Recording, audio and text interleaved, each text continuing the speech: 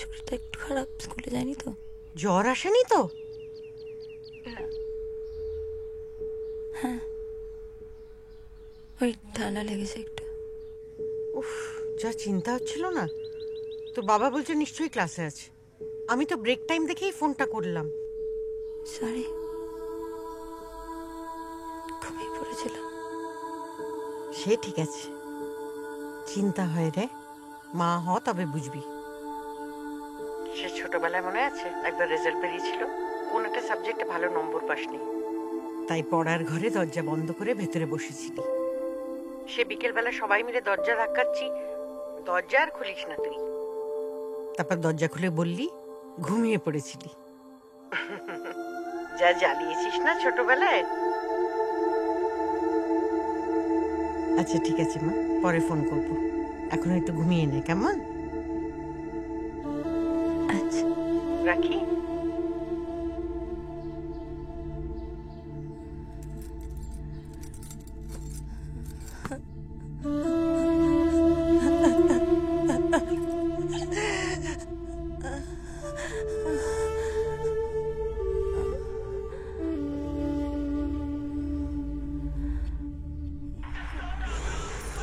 তুই ঠিক দেখেছিস তো স্বপ্ন তো কি কেচ্ছা শেষে সত্যদার পরিবারে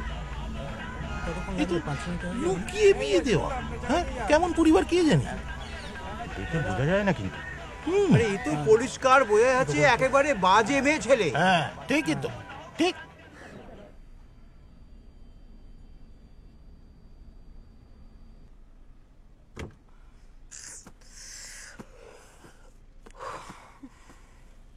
কি রে, নীলু আজ আসবে বললি, কই এখনো তো এলো না?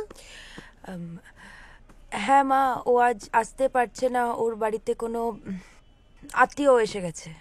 মানে তোর বাবা আর আমি অপেক্ষা করে বসে আছি, আর আত্মীয় এসে গেছে বলে আসতে পারবে না? আটকে পড়লে কি করবে, অদ্ভুত তো।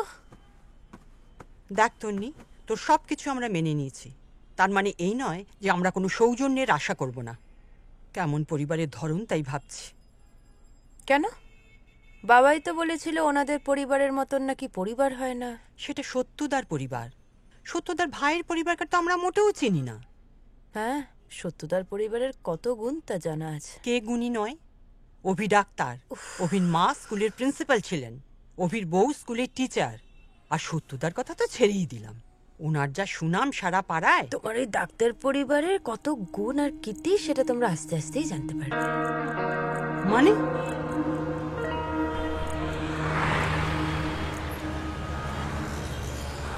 ও সত্যদা, সত্যদা আপনি একা?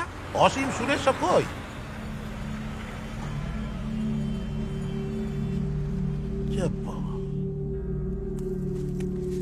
কোথায় বেরোচ্ছিস?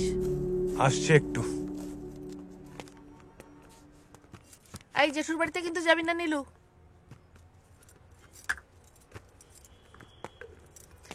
কি গো,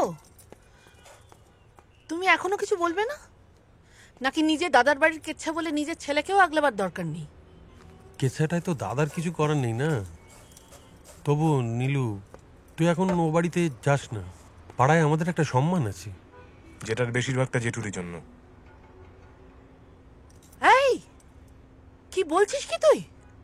তোর বাবার নিজস্ব কোনো সম্মান নেই, সব জেঠুর জন্যে? এই শোন, তোর জেঠু দুটো সমাজসেবার কাজ করেন বলে যেমন সম্মান, সেরকম তোর জেঠিমাও কিন্তু অনেক দিন চলে গিয়েছিলেন। তারপর থেকে এই বাড়ির সমস্ত পুজো পার্বণ সমস্ত নিয়ম রক্ষা কিন্তু আমিই করেছি। বৌদি আসার আগে আর তো কোনো উপায়ও ছিল না মা। বৌদি? দেখো, আজকে সাইবার ক্রাইমের যুগে আমি নিশ্চিত বৌদিকে কেউ ফাঁসাচ্ছে।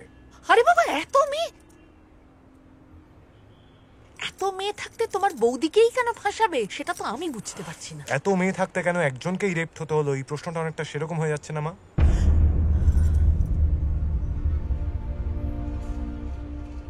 দেখো, সেটাই আমাদের সবাইকে জানতে হবে। আমি অর্ণবের সাথে কথা বলেছি, আমার বন্ধু, ও কলকাতা পুলিশে আছে, দেখছি।